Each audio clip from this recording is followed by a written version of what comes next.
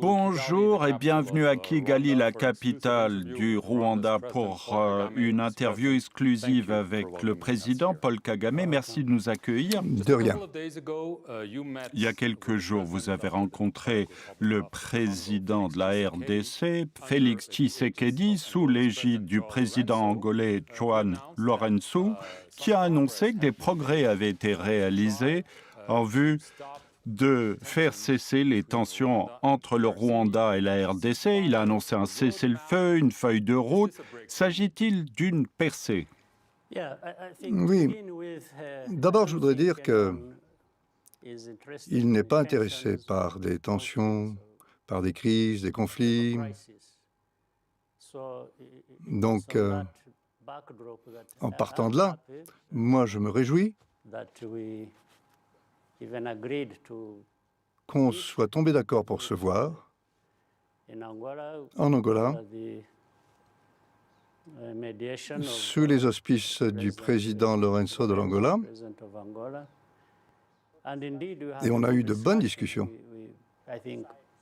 Les deux côtés, d'après ce que j'ai pu voir, cherchaient à progresser. Oui, parce qu'il y a eu un certain nombre de réunions sous différents formats. Chaque fois, on parle beaucoup, mais les actes ne suivent pas. Pensez-vous que cette fois-ci, ça sera différent? Je l'espère. C'est ce que je pense, c'est ce que je veux. Je voudrais que ça se produise. Parler, c'est déjà bien. C'est bien, c'est pas suffisant, mais il faut partir de là. Le fait qu'on ait pu se parler, c'est déjà bien. Et à partir de là, on peut progresser pour aller plus loin, avoir des résultats tangibles. Cet épisode en Angola, c'était une étape dans la bonne direction, je crois.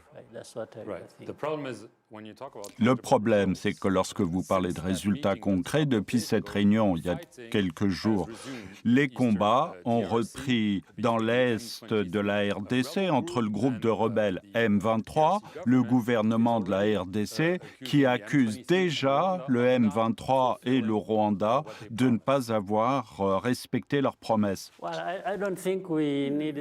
Je ne crois pas qu'il faille s'engager dans un jeu d'accusations respectives, s'accuser les uns les autres.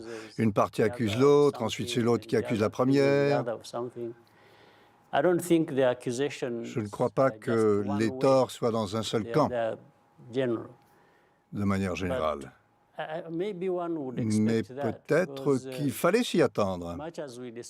Certes, on a discuté, on est tombé d'accord sur pas mal de choses, mais apparemment, sur le terrain, c'est autre chose.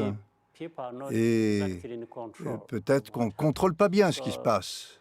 Et donc, les instructions, s'assurer qu'elles soient respectées, c'est peut-être ça le problème.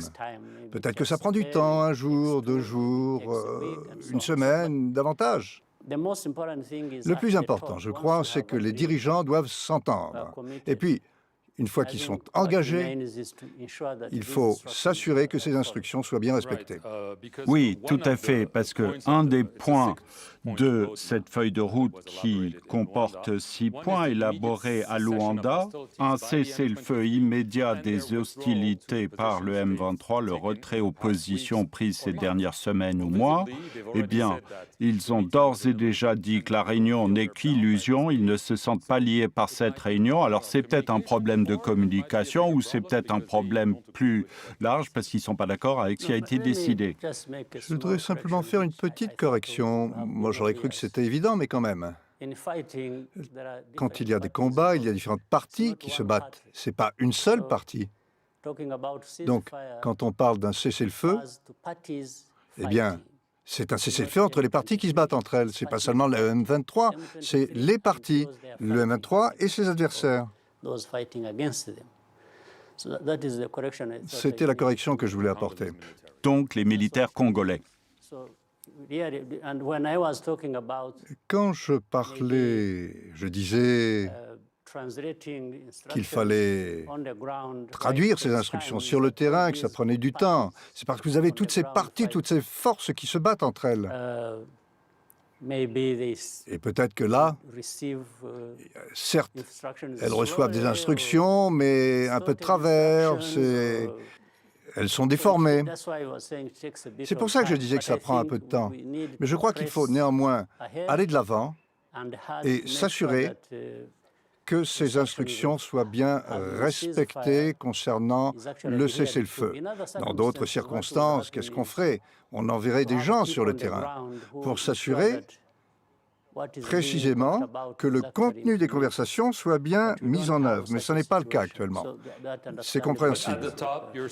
Mais au sommet, vous dites, lorsque vous avez rencontré Félix Tshisekedi, vous avez accepté de trouver un moyen de sortir de ces tensions. Oui.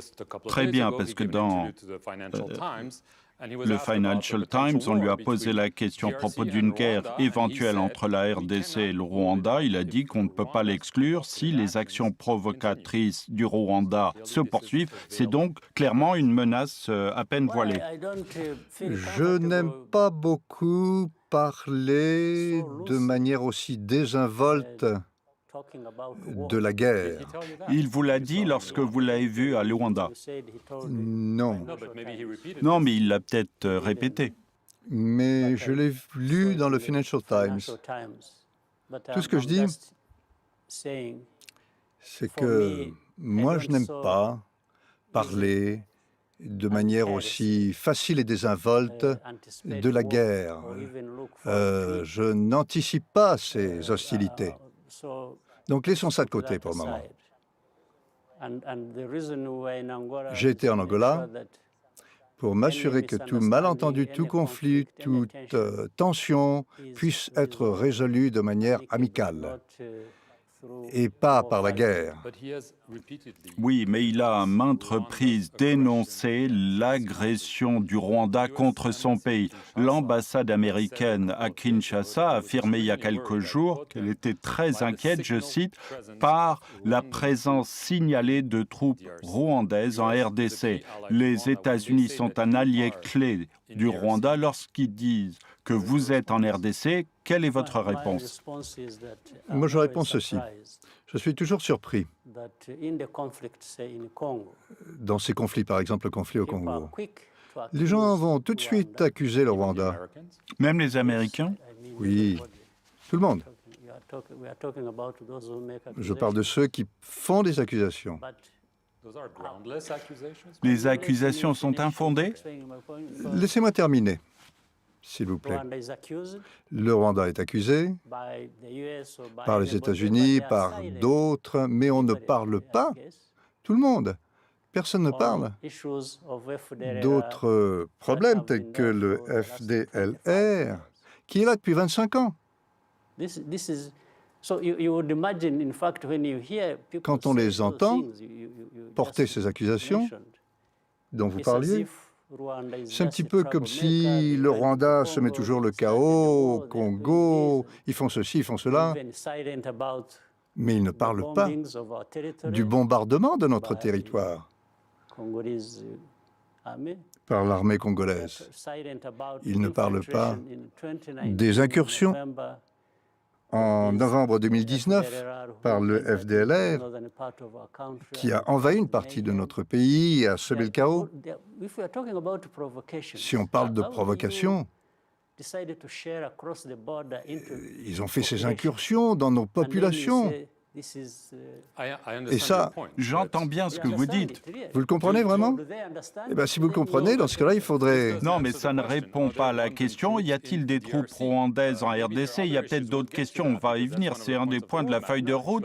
Niez-vous qu'il y ait des soldats rwandais sur le sol de la RDC, comme l'affirment les Américains? Eh bien, moi, je vous dirais ceci. Quand il y a tellement de partis qui composent, qui participent à ce problème et qu'on insiste pour ne parler que de l'un d'entre eux, c'est vous qui avez le problème, plutôt que celui que vous accusez. Et ça répond à votre question. Vous évoquez le FDLR. Vous en parlez depuis de nombreuses années. Alors, un des points de cette feuille de route qui comporte 6 points, c'est de vaincre le FDLR et les groupes dissidents. Alors, bien entendu, compte tenu du fait que ça dure, vous le dénoncez depuis des années, pensez-vous que sur ce point-là, il y a de réels progrès ou de simples paroles en l'air? Moi, j'attends du progrès, c'est ça le principal. Mais il y a aussi une autre question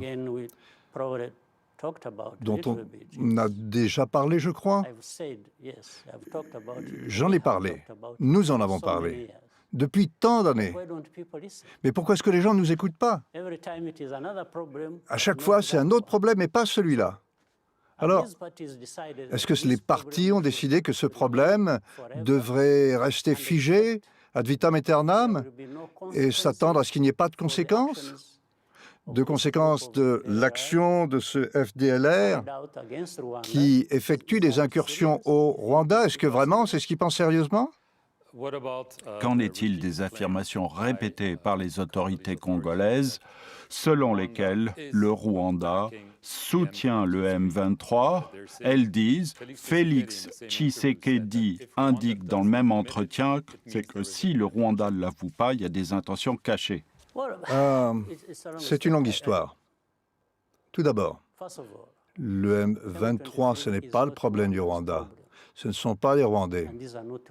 Nous, on n'a pas besoin d'eux pour quoi que ce soit. Deuxièmement, l'histoire du M23 est bien connue. On en a parlé avec le président Tshisekedi, avec le gouvernement notamment. Et ce ne sont pas des gens qui sont venus du Rwanda. Alors, pourquoi est-ce qu'on va mélanger ce problème du M23 avec le problème du Rwanda? J'en sais rien. Parce que eux affirment que vous les soutenez financièrement, militairement, qu'ils ont des armes bien plus puissantes. Même l'ONU le dit. C'est ce qu'ils disent, c'est ce qu'ils disent. S'agit-il de mensonges? Vous le niez catégoriquement? Je ne voudrais pas qu'on s'apesantisse trop là-dessus parce qu'on n'a pas tellement de temps. C'est un problème complexe, je vous en ai parlé, je vous ai dit, il y a beaucoup de partis qui participent. Et puis en prendre une seule de ces partis et dire que c'est le Rwanda qui est en tort et dire c'est au cœur du problème. Et les autres problèmes, le FDLR, comment protéger notre territoire des incursions du FDLR qui travaille avec le gouvernement du Congo, la MONUSCO qui soutient le FDLR, en sachant très bien qu'ils travaillent avec les autres. Pourquoi est-ce qu'on ne parle pas de ça? Moi, je vous pose des questions, des accusations qui vous ont été adressées au Rwanda. Mais ce n'est pas que de ça qu'il s'agit. On continue de parler du Rwanda, mais ce n'est pas seulement ça. En 2013, si je me souviens bien, vous avez reçu un appel à l'époque du président Obama à propos de cette question. Avez-vous reçu des appels du président Biden, du secrétaire d'État Blinken pour calmer la situation ces derniers jours? De préférence pas, parce que ça ne mènerait à rien. Qu'ils appellent ce qu'ils veulent, qu'ils m'appellent moi, et peut-être que quelqu'un leur donnera la réponse qu'ils recherchent. Voici ce que je dis. En fait, on n'a besoin que d'une logique simple, on a besoin de raisonner. Ce problème, on l'a déjà connu en 2012, 2013, et on le retrouve 10 ans plus tard. Qu'est-ce qui a mal tourné d'après vous? Je voudrais que quelqu'un me dise pourquoi ce problème, en fait, d'après moi, c'est un problème qu'on peut résoudre facilement. Pourquoi est-ce que ça reste pendant 10 ans, ça revient? En fait, une partie du problème, on la connaît depuis 25 ans. Et la communauté internationale, en fait, tout le monde, a dépensé tellement d'argent à en parler de ce problème en disant « c'est le Rwanda ». Et puis on le retrouve, ce problème, en 2022. Pensez-vous vraiment que ce soit le Rwanda qui soit incriminé? On peut voir que le problème gît ailleurs. En RDC.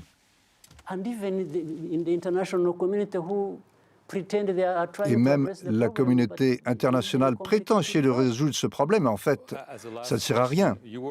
Toute dernière question, vous avez été élu en 2000, donc 22 ans au pouvoir. La prochaine élection est prévue en 2024. Vous n'avez pas encore dit si vous serez candidat.